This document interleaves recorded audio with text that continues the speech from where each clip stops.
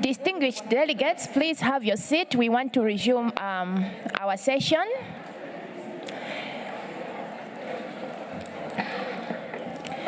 So, distinguished delegates, welcome back to our deliberations on item 3. Well done. Thank you.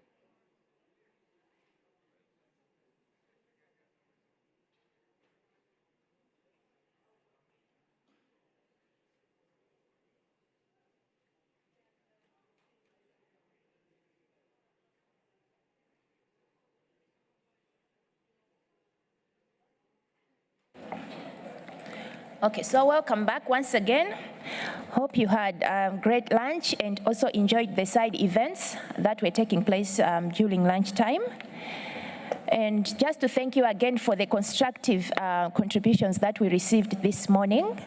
And we know that there were still quite a number of parties that had wanted to speak and requested the floor. So we would like to ask you to press your mics again for those countries that had not yet spoken. For those that had already spoken, we request you not to take the floor again because we have already captured your input.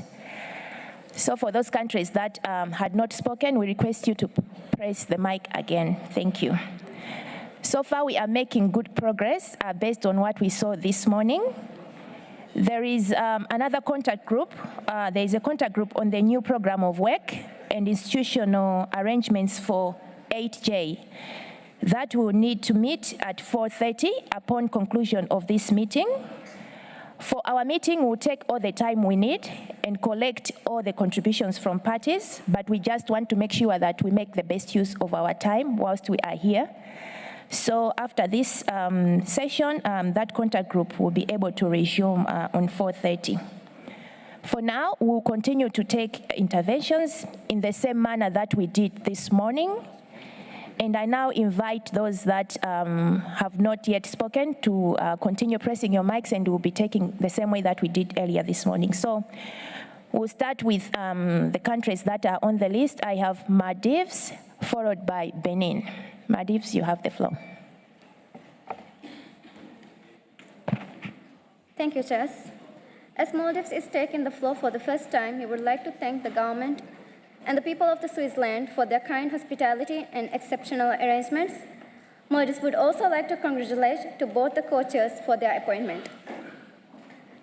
The Maldives has diligently worked within and beyond our means to conserve and protect our natural resources and ecosystems. As a small island developing state, we face challenges due to the inefficient financial and technological capabilities hindering the effective implementation of the Kunming-Montreal Global Biodiversity Framework.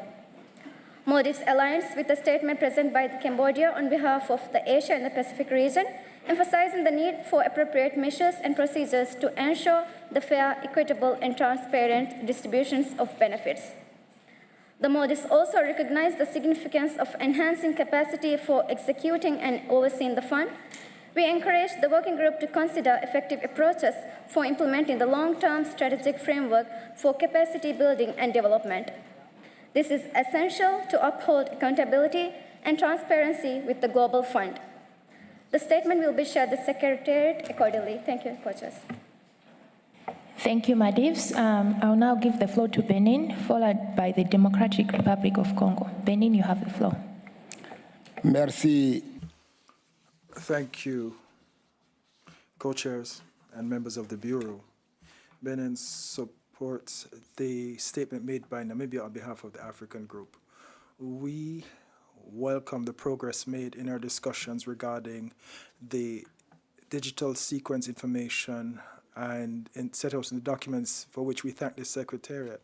With respect to the multilateral mechanism, it is our fervent wish that the natural cartography of the world as proposed by the Nagoya Protocol, which is a provider country, a country of origin and a user country, will be an important criterion to be respected.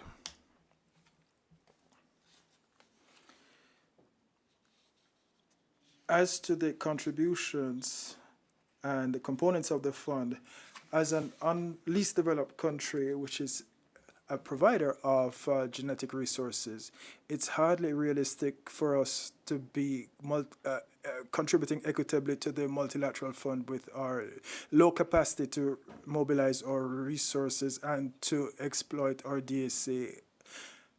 Benin therefore wishes to have this fund include the industrial sector, private sector, research institutions, and of course, stakeholders, parties depending on their development level and the exploitation of DSI. We would also suggest that biological resources should be taken into account as a whole, including local and indigenous peoples and communities' knowledge. This is a very sensitive subject, and we would like to see that the issue of retrospection be looked at as well with all the forms, past, present, and future, and of course taking into account the DSA generated and held in data banks across the world, databases across the world. Thank you very much. Thank you, Benin. I now give the floor to Democratic Republic of Congo, followed by Sudan, then Colombia. Merci. Thank you for giving me the floor, Madam Chair. The Democratic Republic of the Congo strongly supports the statement made by Namibia on behalf of the African group. We would like to sincerely thank the government and people of Switzerland for their generosity and warm hospitality extended to us in this cold and wet season. We are also grateful to the Secretariat for furnishing us with the documents that we will be discussing throughout this meeting, and with everyone's goodwill should enable us to take our work forward in every respect. The DRC also appreciates the progress that was made during COP15 and subsequently on issues with respect to benefits sharing and the use of DSI in accordance with Decision 15/9, which provides for a multilateral benefits sharing mechanism and a fund within the framework of the KMGBF. With respect to the disbursement of the funds, the priority given to developing countries, local communities, and indigenous peoples based on their needs through specific allocations to each country. The DRC, while supporting this position, could the speaker please not speak so closely into the microphone? His voice is distorted.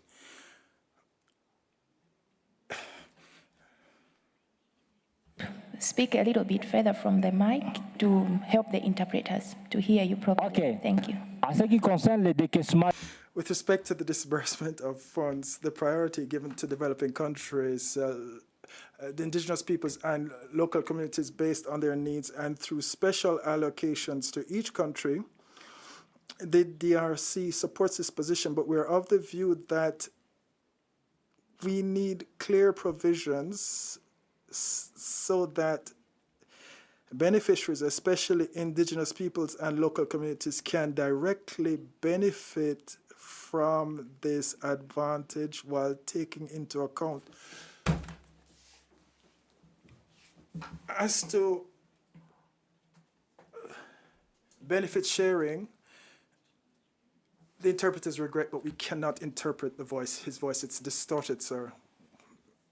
qui ont été suggérés pour guider ces avantages dans le cadre des mécanismes. Okay, sorry, DRC, I think the interpreters are having a hard time interpreting, so maybe if you could speak a little bit further from the mic so that they are able to grasp. They're having a hard time, yeah. Ah, okay. Thank you. The interpreters are grateful for your assistance, co-chairs.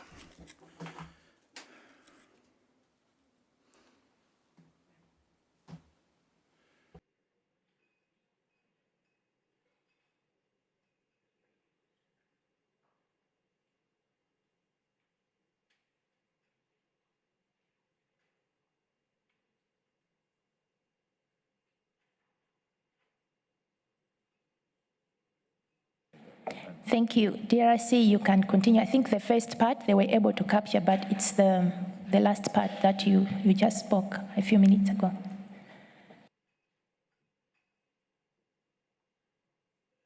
Microphone to DRC. Okay. Merci. Thank you very much.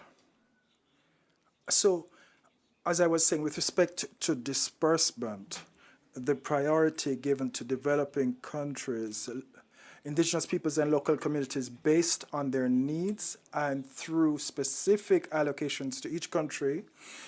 On this matter, while we support this position, we are of the view that the modalities for disbursement must be clear so that beneficiaries, especially indigenous peoples and local communities, can directly benefit and effectively benefit from these advantages while taking into account lessons learned from other mechanisms. With respect to non-monetary benefit sharing from the use of DSI, our proposal is that the monitoring and evaluation provisions should be such as to ensure the implementation of the principles enshrined in the decision to make sure that they can take advantage under this multilateral mechanism.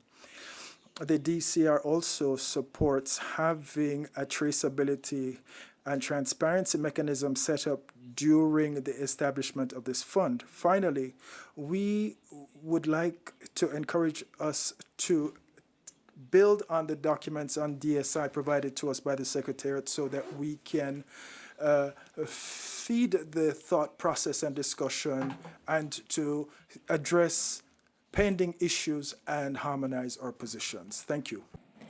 Thank you, DRC. Now give the floor to Sudan, followed by Colombia, then Guatemala. Sudan, you have the floor.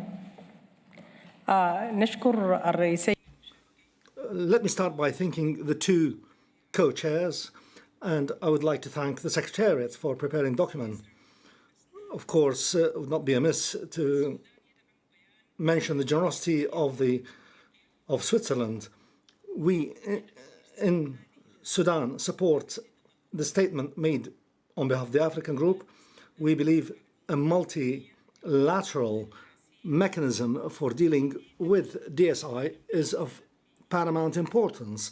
I think the importance stems from the fact that we need an equitable and fair benefit sharing.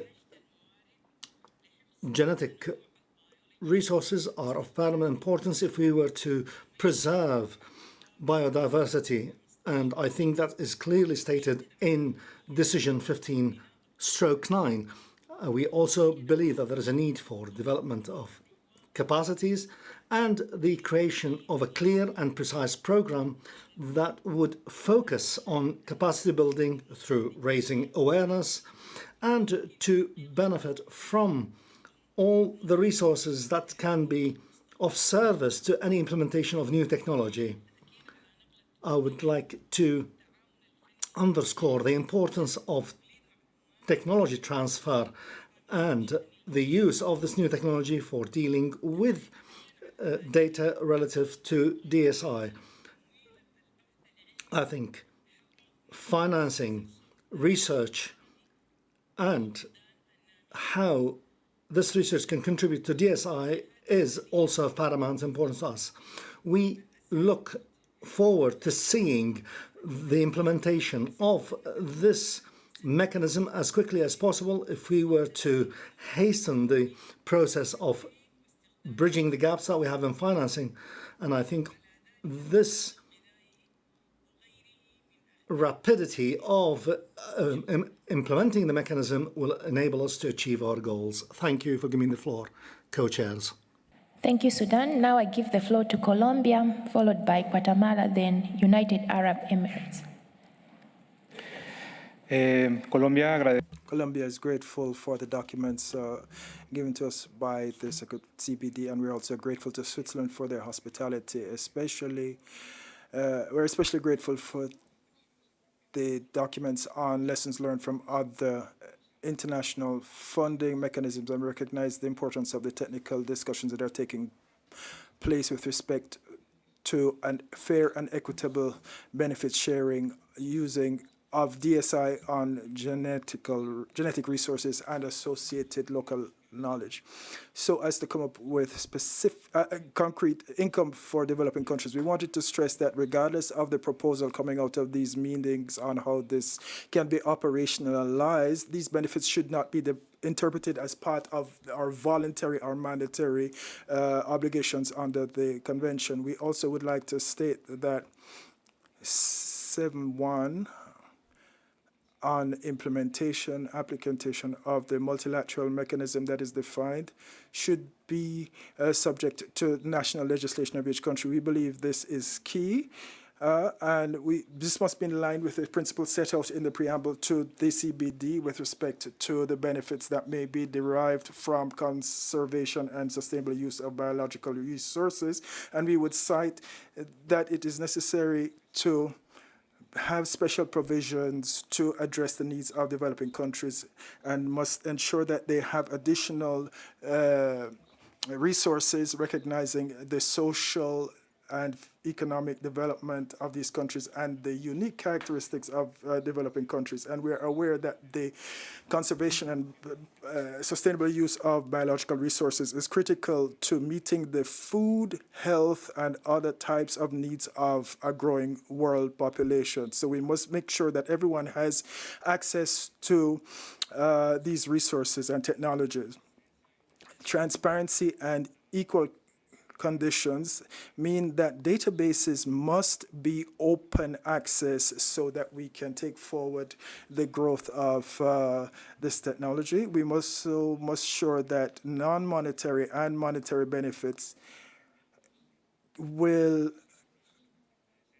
draw on human talent and ensure that there is more income coming into the fund and thereby more benefit sharing. But we must stress that each country should be able to choose the type of benefits that they wish to have, whether it's monetary or non-monetary.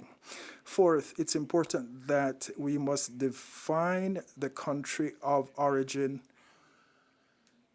and the mechanism must also take into account the IPR regimes that are related to the interpretation and further information provided on DSI.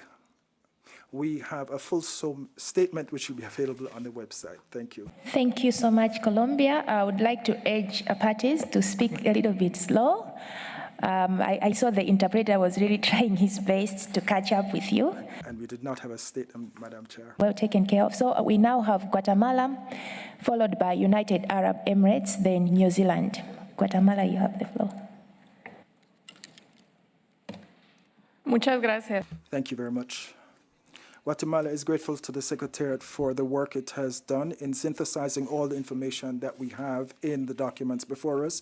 And we'd also like to thank all the states parties and observers that input information. We support the statement made by the GRULAC group as well. It is our view that the triggering points can be at different times and will depend on the type of information and the type of access to information available. We should also consider leaving it up to the discretion of each party when to select the triggering point on a case-by-case basis in line with a general list of trigger points, and this must include the geographic origin of DSI. We believe that it is necessary to define what we mean by geographic origin, because this might refer to biological or genetic origin or the origin of the provider or the publisher of the DSI. Discussing this could be one way of starting to have a set of general steps to increase traceability and define the minimum criteria for tracing the provider or publisher of the DSI. Genetic resources and related local knowledge have been conserved for hundreds or thousands of years through collective efforts of indigenous peoples and local communities. For this reason, it is important for us to specify the country of origin or the state party that is a country of origin generating this information. With respect to benefits sharing, we believe that we have the wherewithal to be able to resolve this issue, and that is the Nagoya Protocol, and we are also inclined towards a more hybrid option if this is possible. We would suggest also that we take into account the lessons that have been learned from other multilateral benefits sharing mechanisms, that is to say, monetary and non-monetary benefits alike. Thank you. Thank you, Guatemala. We now have United Arab Emirates, followed by New Zealand, then Oman. United Arab Emirates. Shukran. Thank you, Madam Co-Chair. I would like to start by thanking the government of Switzerland, and I would like to support the statement made by Saudi Arabia and Jordan. We'd like to express our appreciation for the development work aimed at making the most benefit sharing possibilities of DSIs. It is of paramount importance that we have a transparent mechanism whereby the fund would be managed properly, taking into account the interest of the various parties. It is also important to ensure that any benefit sharing is fair and equitable, and also be able to determine the impact of genetic diversity on biological diversity. We also believe that there is a place for the academia to play in this process, especially when it comes to research and innovation. We also believe that the development of mechanism on how funds will be dispensed is of paramount, especially when we look at geographic variations. It is also important to ensure that there is an equilibrium between the interests of all parties. The transfer of technology and research and a link between both elements with the benefit sharing assumes special importance in our view. Finally, we'd like to underscore the importance of any national mechanisms and the adherence to the Nagoya Protocol with a view to achieving a fruitful discussion of this topic. Thank you. Thank you, United Arab Emirates. Now I give the floor to New Zealand, followed by Oman, then Mauritius. New Zealand, you have the floor. Thank you, Co-Chair. Like others, we would also like to thank the Swiss government for hosting us this week and the Secretariat for the preparation of the meeting documents to aid in our discussions. We do look forward to constructive engagement this week in progressing these important issues. For this delegation, it is critical that the DSI mechanism is efficient, feasible, and practical. Furthermore, it's critical that the mechanism does not hinder scientific research and innovation, including maintaining open access, and does not impede the use of genetic tools to inter alia tackle biodiversity loss. In our view, any benefits arising from the use of digital sequence information on genetic resources should be used to support the conservation and sustainable use of biological diversity and benefit IPLCs. Notwithstanding the challenges related to the practicalities of undertaking direct benefit sharing to countries of origin, for New Zealand, it is important that any solution takes into account the rights of IPLCs, including with respect to the traditional knowledge associated with genetic resources that they hold. In that regard, the mechanism should not impinge on the rights of IPLCs, including the ability of parties to take steps to meet their domestic obligations. With respect to the relationship with other international processes that are considering similar issues, New Zealand supports ensuring that decisions taken in this process are compatible with and do not undermine parties' existing legal obligations and are adaptable and mutually supportive of these other processes. On governance of the fund, in general, New Zealand is supportive of using an existing financial mechanism with robust governance principles.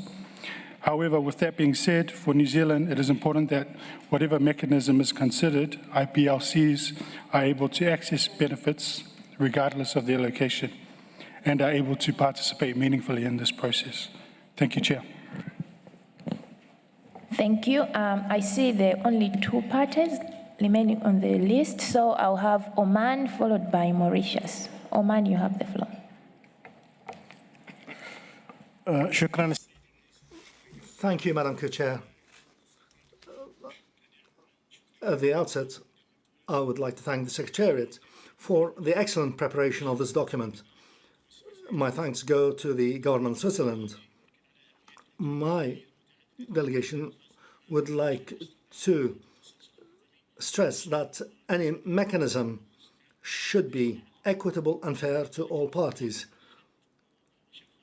and that we ensure greater transparency. However, national sovereignty should be borne in mind, especially when it comes to resources of cultural nature. Any multilateral or world mechanism should pay special attention to transfer of technology, the level of development, and the use of informatics in these countries. My delegation looks forward to conducting fruitful and concrete discussions whereby we ensure that biodiversity is ensured at the national and international level. Thank you, Madam Co-Chair. Thank you, Oman. The last party on the list is Mauritius, and I would like to request any other party that wants to take the floor to press your mic now. After that, we'll go to non-parties and the other groups. So now I give the floor to Mauritius. Thank you, Chairperson. The Republic of Mauritius wishes to thank you for giving us the opportunity to present our views on the item 3 of the agenda. Given that it is the first time that Mauritius is intervening, I take this opportunity to thank the Secretariat for organizing the meeting, the chair and co-chairs for guiding us through, and Switzerland for being a wonderful host. I would also like to thank the Secretariat for organizing the side event on DSI, which was very informative and dissipated some of the concern which I will raise in my statement. First of all, the Republic of Mauritius supports the statement made by Namibia on behalf of the African Group. Mauritius fully appreciates the work undertaken by the Secretariat to synthesize the views and proposals received to produce this document. It provides an important stepping stone towards progress for implementation of the Convention's decision. However, there are several points which have to be looked into and would require further consultations to ensure effective implementation. Mauritius would like to emphasize that there is a need to develop a facilitation process for operationalization of DSI mechanism at national level. The challenge, we think, would be to develop appropriate policy and legislation with a view to domesticate them efficiently. Mauritius strongly believes that there is also need for development of definitions and terminologies related to DSI, and which are agreed upon. These should be unambiguous, easy to understand, and harmonize with other relevant conventions and agreements, with the ultimate aim to domesticate them in national law. Furthermore, a database and library on DSI should be established at national level according to CBD guidelines. Mauritius is also of view that good governance policies should be developed and adopted by national authorities, given that DSI would encompass many sectors of the economy, with various stakeholders and covering vast areas, both terrestrial and marine. The development of capacity and provision of adequate resources would therefore be crucial. Lastly, it is important that due consideration is given on the use of genetic materials which are indirectly utilized for development of DSI. For example, wild animals used in clinical trials. To conclude, Mauritius remains fully engaged for providing any further views and will continue to contribute on the subject matter. Thank you again, co-chairs. Thank you, Mauritius. I see we have a request from Fiji. Fiji, you have the floor. Thank you, Co-Chair. As this is the first time Fiji takes the floor, we first take this opportunity to acknowledge the warm hospitality of the host country, Switzerland, for this ad hoc open-ended working group meeting on benefit sharing from the use of digital sequence information on genetic resources. We also congratulate the two co-chairs on your appointment and acknowledge the great work of the Secretariat. Fiji upholds the decision 15/9 that establishes the multilateral mechanism at COP15 with the hope to translate the decision into concrete action, an action that promotes fair, equitable, and transparent use of genetic resources and its benefit-sharing mechanism from the use of DSI. Fiji reiterates early positions presented from the Asia-Pacific region on the importance of dialogue around DSI in the context of 1, contributions to the fund, 2, having a well-established governance, and 3, and establishing of relevant and appropriate approaches and systems. That the interests of countries as a sovereign nation in decision-making process from use of genetic resources and DSI are protected and safeguarded.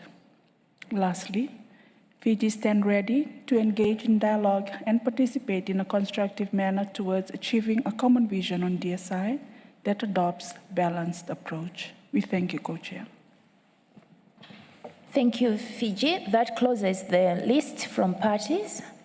We'll now move to non-parties. I give the floor to United States of America. Thank you, Chair. The United States thanks the Secretariat for the documents, which provide a good basis for constructive dialogue at this meeting. We believe the key to success for achieving the ambitions for benefit sharing on DSI will be in developing a mechanism that makes compliance easier than avoidance. The mechanism should incentivize participation for data providers and users, a mechanism that is easy to understand, simple and cost-effective to implement, and that provides legal certainty will go far in encouraging participation. Like others, we believe that a flexible, voluntary mechanism has the best potential to deliver a workable solution for DSI benefit sharing that could be implemented in a timely manner. We remain of the view that providing access to data in the public domain through publicly accessible databases is itself an invaluable benefit. We see there is an opportunity to develop a mechanism that will enhance availability, accessibility, and use of genetic sequence data, which in turn will enhance the potential for greater benefit sharing. For this, we see that capacity development and voluntary technology transfer on mutually agreed terms will need to be part of the solution to fairly and equitably realize access to data as a benefit. Transparency and accountability in the disbursements of funds will be important for encouraging and attracting contributions to the Global Fund. We support the continued direct engagement of Indigenous peoples and local communities in the process for developing and operationalizing benefit sharing for DSI on genetic resources. We recognize that there's a need for special consideration of the role of Indigenous peoples to make sure they are able to exercise their rights and participate in the benefit sharing mechanism. We also believe that it should be possible for Indigenous peoples and local communities who are custodians of biodiversity in all regions to participate as possible beneficiaries from the Global Fund, and this should be a consideration in discussions on the design and governance of the fund. With respect to the relationship to other instruments, we recognize that specialized access and benefit sharing instruments may develop specifically tailored approaches. However, it will be important to avoid overlapping obligations, which would create confusion and could lead to avoidance or stifle research and innovation. We encourage coordination and collaboration across fora that are dealing with DSI, and this coordination can begin within governments. We should all be speaking with our counterparts engaged in these other processes. There is much work to be done to follow through on COP Decision 15/9. Stakeholder participation, especially from those that are generating, sharing, and using data and may be contributors to the fund, will be critical for developing a mechanism that works. The United States looks forward to continuing to engage in this process with the aim of constructively contributing to the realization of a practical and effective multilateral mechanism that will advance the objectives of the Convention and that can be implemented in a way that is mutually supportive with other international instruments. Thank you. Thank you, United States of America. We now move to IPLCs. So firstly, we'll give the floor to IPLC 2. Mic to IPLC 2. Muchísimas gracias. Thank you very much, Madam Co-Chair. I am Garcia Rivera Cejas Quechuachanca from Peru. And since this is the first time we take the floor at this meeting, I would like to present to you the greetings of the Indigenous Women's Link from the Indigenous Peoples and also from the Indigenous Women's Forum. On this particular item, ladies and gentlemen, I would like to share with you the concern that Indigenous women feel since they are the caretakers, the owners, as well as the innovators in regard to knowledge about biodiversity. When we speak about distribution, we always talk about just an equitable distribution or benefit sharing. So how would that concept of just and equitable benefit sharing work so that member states can have a strategic alliance with indigenous peoples in order to do away with extreme poverty, in order to do away with illicit appropriation of biodiversity resources, and do away with biopiracy? All of these phenomena are real threats in the areas where our communities live. I just wanted to share these concerns with you because ultimately,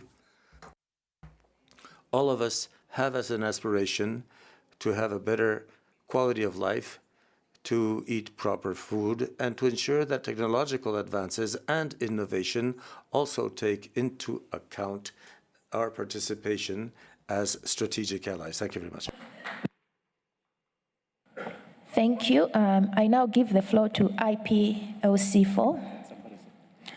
Thank you, Madam Chair. I speak on behalf of the International Indigenous Forum on Biodiversity. We echo the concerns of Brazil on the selection of the Global Environmental Fund as the vehicle for managing the fund. All 7 sociocultural regions of indigenous peoples and local communities must be served by these funds in both developing and developed countries. Many funds are likely to be obtained from DSI derived from GRs, TK associated with GRs, and TK from IPs and LCs from non-parties and from developing countries as well as parties. Support needs to be provided to IPs and LCs, women and youth in all countries that contribute their stewardship, protection, and conservation of genetic biodiversity.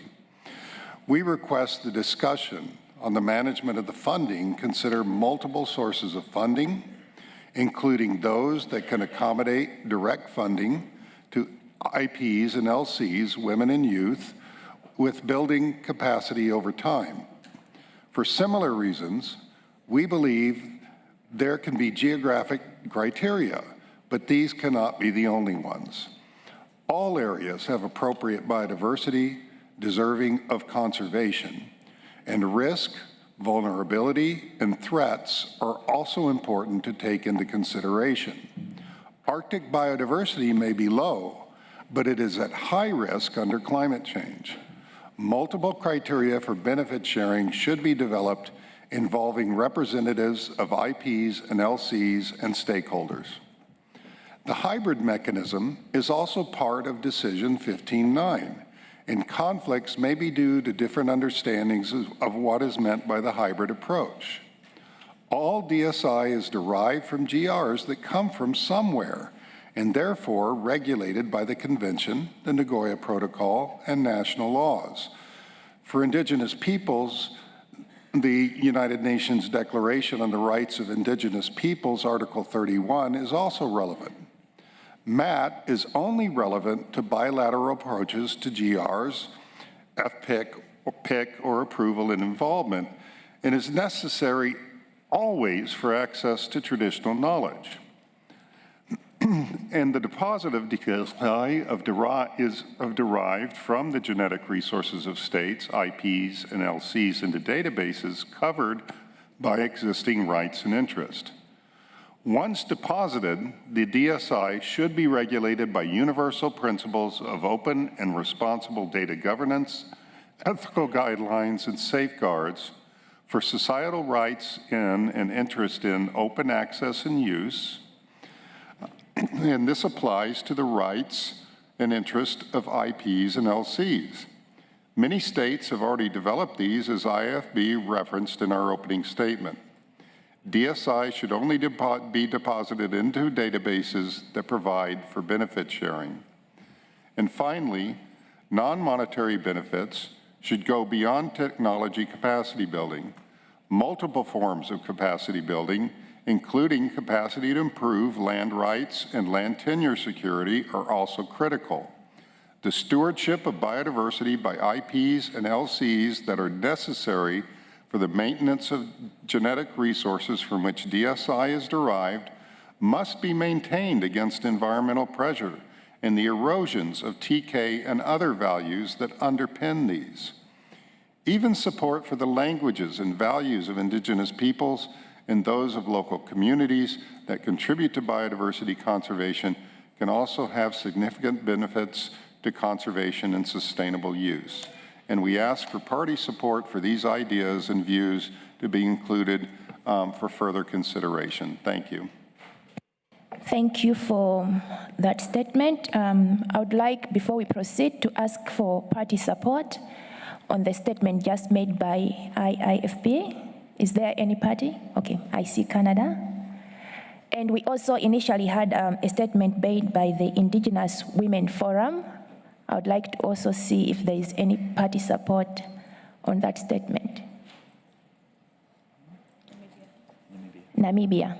All right, thank you. So we do have support. Yeah, now we move to the next group. We'll have NGO 27 as our last speaker from my list, NGO 27. Thank you, Chairperson. I'm delivering this statement on behalf of Third World Network and C-RISE. We thank the Secretariat for preparing the documents in a balanced manner. Chair, however, there are few concerns and inputs from our side. We have 5 main points. The first is with regard to the concerns we have heard about tracking and tracing due to the perceived administrative burden and technical complexity. We believe this is an exaggerated issue. What is actually needed is an agreement from the parties to put in place certain disclosure and transparency requirements on the users of DSI as well as databases. Second, with regard to non-monetary benefit sharing, we believe that the multilateral mechanism should deal with monetary and non-monetary benefit sharing as distinct items. Both are obligations under the convention.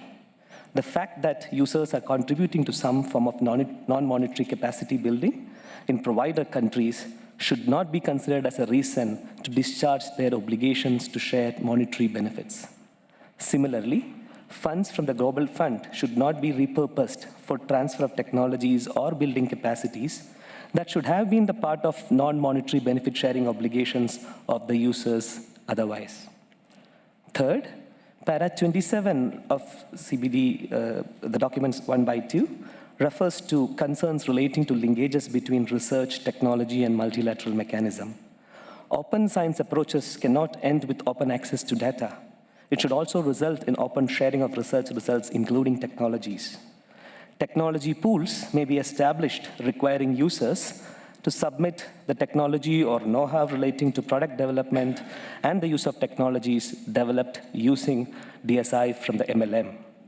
Fourth, Para 47 speaks about an interest in having a common system of DSI across multiple fora, which is concerning to us given that there are sector-specific concerns to be addressed both in sharing of data as well as benefit sharing. For example, in WHO, we are dealing with sequences derived from highly pathogenic materials.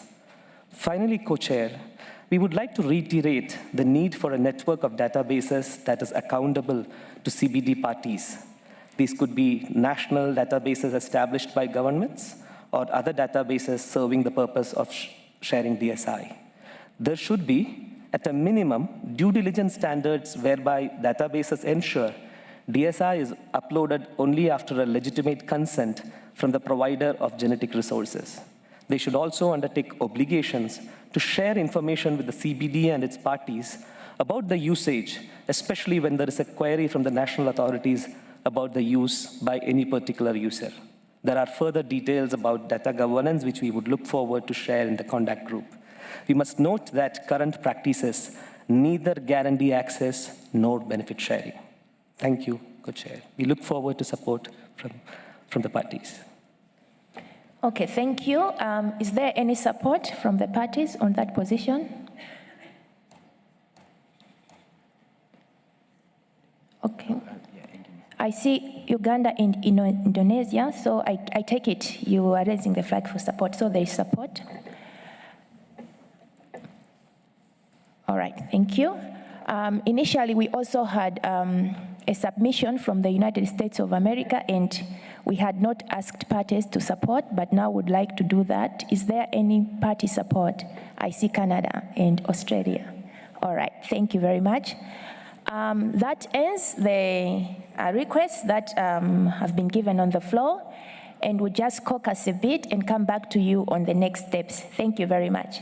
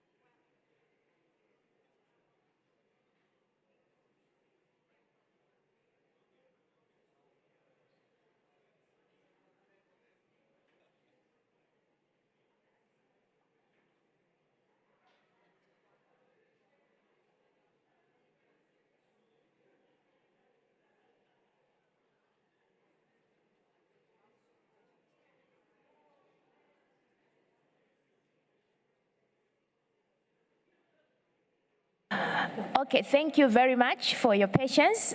We have managed to caucus amongst ourselves, and really thank you for the good progress that we have made. We have beat our timeline of 4:30. So we have taken note of all the statements that you have given, and before adjourning this meeting, I would just like to share how we plan to organize the work in the coming days. And before I say that, just to remind you that the Swiss government is generously offering a reception tonight, and we do want you to socialize and continue to exchange with each other informally on this exciting subject matter. We have already seen the excitement this morning and this afternoon, so we hope you'll be able to participate and continue to engage. Meanwhile, we, the co-chairs, together with the Secretariat, will consider your statements and prepare a non-paper. The non-paper should be available for download before 8 a.m. tomorrow, and we would like to establish a contact group that will consider the issues in the clusters. For the contact group, we are proposing Salima Kempena of Belgium and Neka Nicholas of Antigua and Barbuda to help us with this contact group. The contact group will start its work tomorrow morning. Our intention is to avoid having the contact group meet while the working group on Article 88J is also convening in plenary. So for tomorrow, this means the contact group could meet from 10 a.m. until 1 p.m. as well as from 6:30 p.m. until 10:30 p.m. or later. Noting we need to be out of the building by midnight. We propose that the schedule for the contact group will be as follows. For tomorrow morning, to work on clusters A and B, and for tomorrow evening, to work on clusters C, D, and E. Like I indicated, these sessions will be chaired by Salima and Neka, Salima from Belgium and Neka from Antigua and Barbuda. The rooms and exact timings for the contact groups will be announced on the screens in due time and on the CBD app. So please note also that the schedule may change, so keep an eye on the monitors for the latest information as it comes. For timing and planning beyond tomorrow, Wednesday, we will consult with the Bureau and see the progress in the meeting of the Article 8J working group. So this is the plan. Can I take it that this is acceptable to everyone?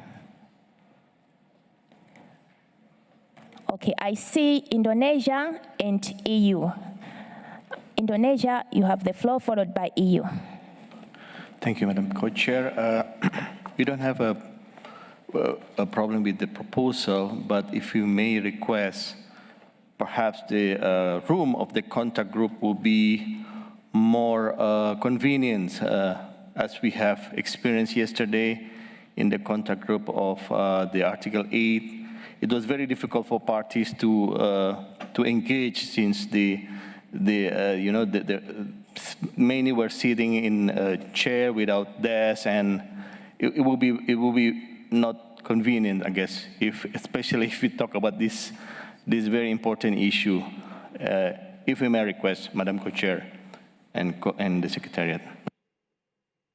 Okay, thank you very much. That is a valid concern, and we'll look into it and make sure that we have a room that is convenient for the discussion. Next, I have EU. Thank you very much, Madam Co-Facilitator. We actually had a little request for clarification as well. You referred to the fact that the contact groups tomorrow will actually work on the different clusters that are in the Secretariat paper. However, at the same time, referred to the fact that a non-paper would be prepared. So just to understand, would we work on the clusters, or would we be required to also work on the non-paper, and what do you intend in terms of operational to submit to us in the non-paper? I think that's quite important for us to be well prepared for a fruitful discussion tomorrow. Thank you very much.